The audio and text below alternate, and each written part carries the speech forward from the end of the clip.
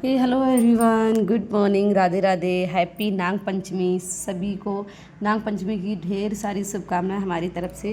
तो गाइस, आज सोमवार भी है और नाग पंचमी है। आज का दिन बहुत ही अच्छा, बहुत ही शुभ है हमारे लिए। और यहाँ पर ये खिला था गुलाब का फूल, जो कि मैंने तोड़ लिया है अपने महादेव पे चढ़ाने के लिए। मौसम बहुत ही सुहाना है, तो देख सकते हैं पीछे का व्यू। तो गाइज़, यहाँ छत की एक ख़ास बात है, क्योंकि यहाँ से व्यू बहुत सुंदर दिखता है। और गाइज़, अभी हो रही है बारिश। अभी तो धीमे धीमे हो रही है बारिश, लेकिन बारिश हो रही है। लेकिन मैं छत पे आई थी, तो मैं सोचा सुबह सुबह थोड़ा सा मैं टहल लूँगी और फूल खिला होगा तो फूल भी तोड़ लाएंगे। लेकिन बारिश हो गई थी, तो इस वजह से मैं टहल नहीं पाई और फिर नीचे आ गई।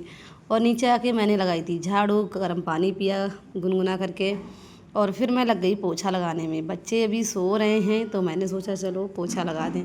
हम गृहिणी हैं ना, हमारे काम तो कभी ख़त्म ही नहीं होते हैं, चाहे कोई भी त्योहार हो, हमें तो ये सब करना ही है। जब भी हम ससुराल में होते हैं, हमें तो त्यौहार लगता ही नहीं कि त्यौहार है। हमारा तो समय पूरा बस काम करने में ही निकल जाता है। अब मैं सोचती हूँ कि मम्मी के टाइम पे हम कितनी मस्ती किया करते थे। मम्मी बस पूरे दिन किचन में लगी रहती थी और हम लोग मस्ती किया करते थे। मैं हर गृहिणी से बस इतना ही कहना चाहूँगी कि आज इस पावन सोमवार के दिन, और आज नाग पंचमी भी है, तो इतना ही कहना चाहूँगी गृहिणी से कि आप अपने पूरे परिवार के लिए भगवान से प्रार्थना करती हो। हमेशा भगवान से यही कहती हूँ कि मेरा परिवार खुश रहे, मेरे बच्चे, मेरे पति। हम गृहिणियों की ये आदत होती है, हर हाउसवाइफ ऐसी ही होती है, अपने लिए कभी कुछ नहीं मांगती है, अपने परिवार के लिए ही सिर्फ मांगती है। तो मैं आज इतना ही कहूँगी कि अपने लिए भी कुछ मांगो। अपने लिए धन दौलत या कुछ नहीं, अपने लिए ये कहो भगवान से, आप जिस भी भगवान को मानते हो, शिव जी को, जो भी आप, जिसकी भी आप पूजा करती हैं, इतना कहो, हे भगवान, मुझे इतनी शक्ति देना कि हर मुश्किल समय में मुझे टूटने मत देना।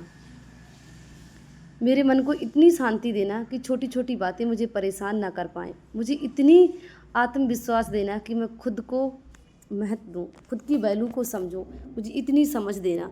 गाइस, हमें खुद की वैल्यू खुद को ही देना होगा, क्योंकि परिवार किसी की वैल्यू नहीं समझता। खासकर हम हाउसवाइफ चाहे कितना भी काम करें सुबह से शाम तक, लेकिन उनकी नज़र में बस हमारा काम कोई नज़र नहीं आता। वो बल्कि बस यही कहते हैं कि तुम घर में करती ही क्या हो। बल्कि आज त्यौहार है, और त्यौहार के दिन सब एंजॉय करते हैं सिवाय एक हाउसवाइफ के। वो पूरे दिन किचन में बस खाना बनाती रहती है, सबके पसंद के खाना बनाती है, और खुद का तो कुछ नहीं होता है, बस परिवार की खुशियों के लिए करता है। फिर भी उसे कोई शाबाशी नहीं देता है, कोई एक थैंक यू तक नहीं बोलता है। अब देखिए, आज सोमवार है, नाग पंचमी भी है, और मैं नहा के तैयार हो गई हूँ गाइस। और मेरे बेटा उठ गया है सो के, तो पहले मैंने पूजा छोड़ दी है। मैं पूजा करूँगी बाद में, पहले बाबू के लिए चाय नाश्ता दूँगी। तो एक तरफ मैंने चाय बनने रख दी, और एक तरफ मैं अभी मखाने तल दूँगी उसके लिए। आज बिस्किट ख़त्म हो गए, तो मैंने चलो मखाने तल देती हूँ, मैं भी खा लूँगी थोड़े से।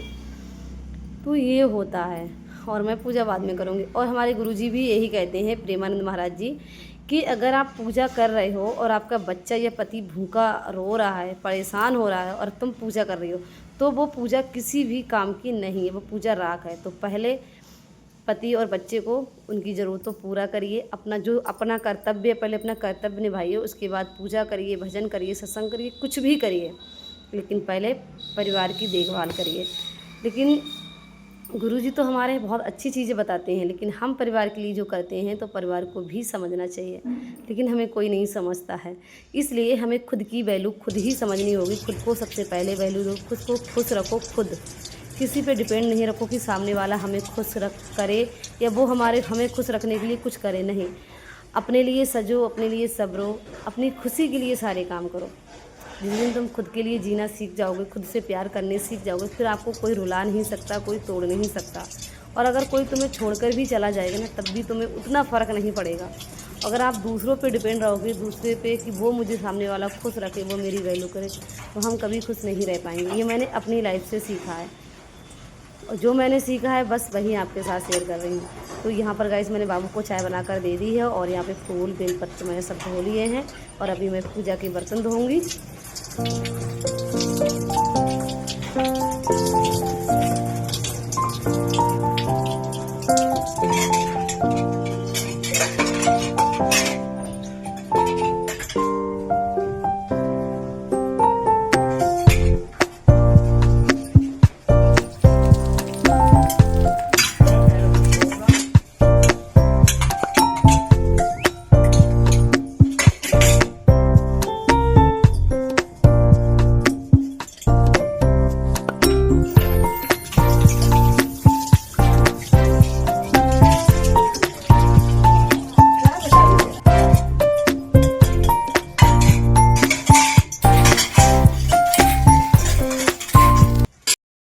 तो गाइस आज हो रही है बारिश, तो मैं आज मंदिर पूजा करने नहीं जाऊंगी। आज अपने घर के मंदिर में ही पूजा करूंगी। तो देख सकते हैं कितना खूबसूरत लग रही है हमारी थाली, बेलपत्र, जल, फूल, कितना प्यारा। तो मैंने घर में ही आज पूजा करूंगी।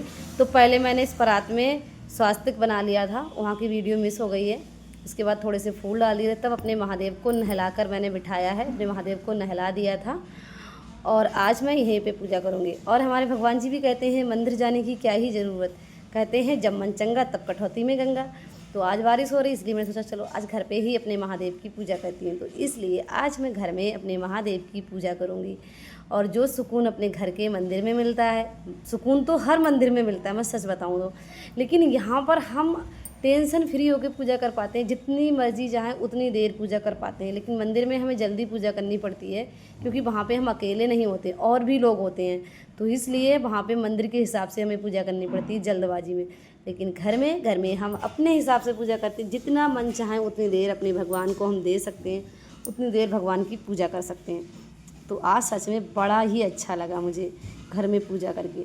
और मंदिर भी जाना चाहिए, क्योंकि मंदिर जाने का सुकून ही अलग होता है।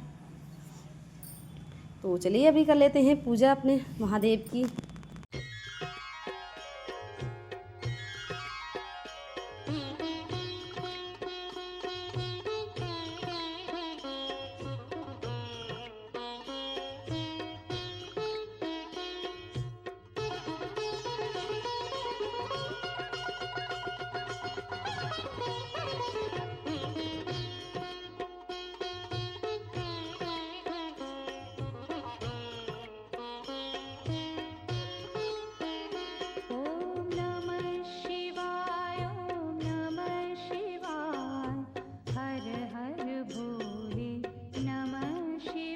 तो बस मैं भोलेनाथ से एक ही बात बोलना चाहूँगी कि हे भोलेनाथ, मेरे घर में सुख शांति बनी रहे, मेरे परिवार में प्रेम रहे, मेरे बच्चों के चेहरे पर मुस्कान रहे, और मेरे मन में इतनी शक्ति रहे कि मैं हर परिस्थिति में, हर हाल में बस डट के सामना कर सकूं, और मैं सदा सुहागिन रहूं। ये तो हर लेडीज भगवान जी से ये तो ज़रूर मांगती है कि मैं सदा सुहागिन रहूं, क्योंकि ये भी बहुत सौभाग्य की बात होती है। तो गाइस यहाँ पर मेरी पूजा हो गई ख़त्म, और बाहर का मौसम आप देख सकते हैं, बहुत ज़ोर से बारिश हो रही है। बाहर का खिड़की का व्यू देख सकते हैं कितना ज़्यादा खूबसूरत लग रहा है। बस इस कमरे की खास बात यही है कि इस कमरे से व्यू बहुत अच्छा दिखता है।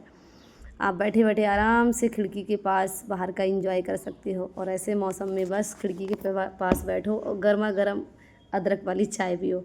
तो अभी चाय तो हमारी बन गई थी, मैंने बाबू के लिए बनाई थी, और बस अब मैं जाऊँगी चाय गर्म करूँगी और मैं पीऊँगी। अभी मेरी बेटी रहेगी पूजा करने के लिए, तो मैं जब तक चाय अपने लिए गर्म करूँगी तब तक वो भी पूजा कर लेगी, तो उसको भी मैं चाय दे दूँगी। तो मैं आ गई हूँ किचन में, और अब कर लेती हूँ अपने लिए चाय गर्म।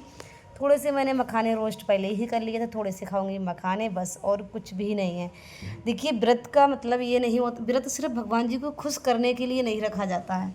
ये लोगों की गलतफहमी। भगवान जी कभी नहीं कहते कि भूखे रहो। भगवान जी बस ये कहते हैं कि सच्चे मन से हमें बस पुकारो, हम तुम्हारे आसपास हमेशा रहते हैं। भगवान जी तो भाव के भूखे होते हैं, तुम्हें भूखा रहने के लिए कभी नहीं कहते हैं। लेकिन भूखे हम सिर्फ इसलिए रहना चाहिए एक दिन, क्योंकि हम रोज़ खाना खाते हैं और हमारे शरीर को आराम नहीं मिल पाती है। तो एक दिन, इसलिए हफ्ते में एक दिन भूखा रहना चाहिए, ताकि हमारे जो शरीर का डाइजेस्ट है वो अच्छा बना रहे। हमारे शरीर के जो पुर्जे होते हैं उन्हें भी आराम मिलना चाहिए। जैसे हम काम करने के बाद थक जाते हैं, हमें आराम की ज़रूरत होती है, उसी तरीके से हमारे शरीर को भी आराम की ज़रूरत होती है। बस इसलिए व्रत बनाया गया, लेकिन उसको नाम दे दिया भगवान को, कि भगवान के लिए हमें भूखा रहना है, उन्हें खुश करना है। तो भगवान भूखे रहने से खुश नहीं होते हैं। भगवान सच्चाई और ईमानदारी से और सच्चे मन से उनकी पूजा करो, उन्हें याद करो, तब भगवान खुश होते हैं। तो गाइस अभी मैं पी रही हूँ चाय, और प्यारे से मौसम का एंजॉय करते हुए। तो ये था हमारा आज का ब्लॉग। अगर थोड़ा सा भी पसंद आया हो तो लाइक और कमेंट शेयर ज़रूर करिएगा।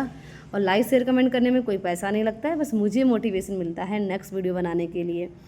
तो चलिए गाइस, फिर मिलते हैं न्यू वीडियो के साथ। हर हर महादेव, राधे राधे।